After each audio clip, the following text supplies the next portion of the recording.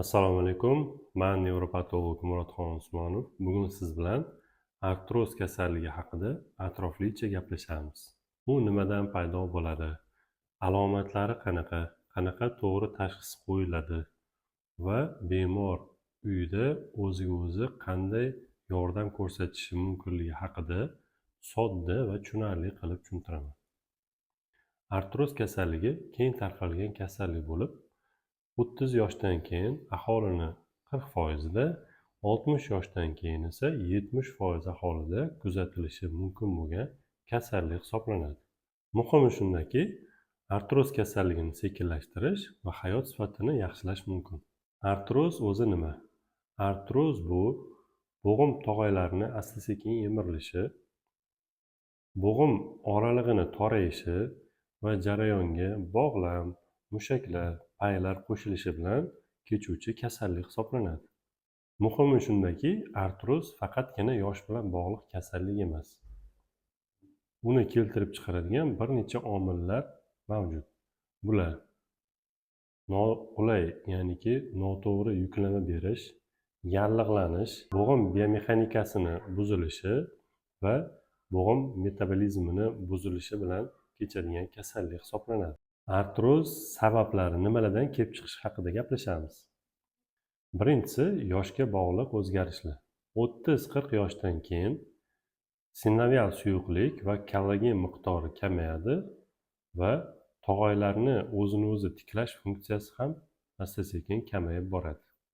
Ikkinchi sababi travmalar va jarohatlar. Menisk, tog'ay, boylamlari jarohatlari artroz rivojlanishiga turtki bo'lishi mumkin. Shuningdek, og'ir yuklama, og'ir sport, uzoq muddat cho'kalab o'tirish, uzoq muddat tik oyoqda ishlash ham bu kasallik bir sabablaridan biri bo'lishi mumkin. Keyingi sabab bu ortiqcha tana vazni. Har bir ortiqcha kilogramm tana vaznida tizzalarimizga tushadigan yuklama 3-4 kilogrammga oshib ketadi. Keyingi sababimiz bu irsiy omil, ya'niki bo'g'imlarni tuzilishi, ya'niki bo'g'imlarni zaif tuzilganligi, tog'aylarni zaif rivojlanganligi bo'lishi mumkin. Qomatni va yurishni buzilishi. Yassioyoqlik, skolyoz, tozning qiyshiqligi bu bo'g'imlarni tez yemirilishiga olib kelishi mumkin. Yallig'lanish jarayonlari. Bu aytaylik tanzilitlar, rinitlar, gaymaritlar surunkali bo'ladigan bo'lsa, bu ham bo'g'imlarda o'z aksini namoyon etishi mumkin. Va yana bir sabablardan biri bu gormonal o'zgarishlar. Ayniqsa ayollarda menopauza paytida artroz kasalligi rivojlanishi mumkin. Artroz alomatlari qanday bo'ladi? Birinchi alomatlardan biri bu yuklamada og'riq bo'lish. Yurishda, zinadan ko'tarilishda, uzoq muddat cho'kalab yoki oddiy o'tirgan holatda bo'g'imlarda og'riq paydo bo'lishi. Bu qisqa muddatli tanaffusdan keyin bo'g'imlarda og'riq kamayib, yengillik his qilish bilan kechishi mumkin. Ikkinchisi, ertalabki qotishlar. Artroz bor bo'g'imlarda ertalabki 30 daqiqalik qotishlar bo'lishi. Bo'g'imlarda har xil ovozlarni paydo bo'lishi. Qirsillashlar, qarsillashlar, bo'g'im harakat paytida tog'aylar bir-biriga sidirib ishqalanadi va yuqoridagi aytib o'tgan shovqinlarimiz paydo bo'lishi mumkin. Harakatni cheklanishi. Bo'g'imlarda harakat cheklanishi, bo'g'im to'liq bukilmasligi yoki teskarisi bo'lim to'liq yozilmasligi, ya'ni ochilmasligi. Bu ham artrozni bir belgisi hisoblanadi. Bo'g'imni shaklini o'zgarishi. Bu ko'proq kechki davrlarda artrozda paydo bo'ladi, ya'niki bo'g'imlar deformatsiyasi, ya'niki bo'g'imlar shakli o'zgaradi. Shishish va og'irlik hissi. Bo'g'imlarda mikrosirkulyatsiya buziladi va reaktiv yallig'lanishlar yuzaga keladi. Artrozni qanday qilib tashxis qo'yiladi? Birinchisi klinik ko'rik, ya'niki shifokor ko'rigi. Bunda nimalarga ahamiyat beriladi? Bunda bo'g'imni harakatini cheklangan, cheklanmaganligi, bo'g'im shakli o'zgargan, o'zgarmaganligi, bemorni yurishni kuzatilishi, bo'g'imlarni yonidagi mushaklarni spazmlari va bo'g'imlar atrofidagi og'riqli nuqtalarni aniqlash orqali shu kasallikka shubha qilsa bo'ladi. Rentgen tekshiruvida nimalar aniqlanadi? Bo'g'imlar orasidagi masofa torayganligi, osteofitlarni mavjudligi va subxondral skleroz mavjudligi bu rentgenologik belgilari hisoblanadi. Laborator tekshiruvlarda bo'g'imlarda uchraydigan boshqa kasalliklar, podagra, infeksion artritlar va boshqa revmatoid artritlarni inkor qiluvchi laborator testlar topshiriladi.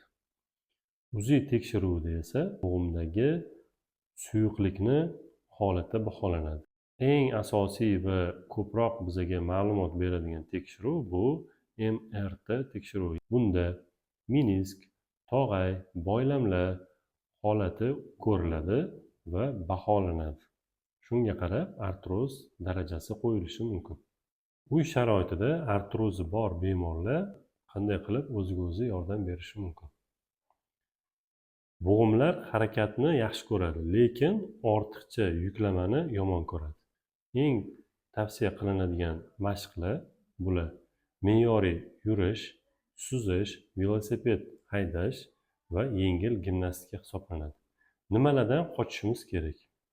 Uzoq muddat turib ishlash, oyoqni bukib o'tirish, og'ir yuklamalarni ko'p bajarish, sakrash, kuchli bosim bilan yugurish, mana shu holatlardan qochishni tavsiya bergan bo'lardik. Keyingi tavsiyamiz: vazningizni nazorat qiling. Har bir yo'qotilgan 5 kilogramm tana vazni oyoqlarimizdagi tizzalarimizga tushadigan bosimni 15-20 kilogrammga kamaytirishga yordam beradi.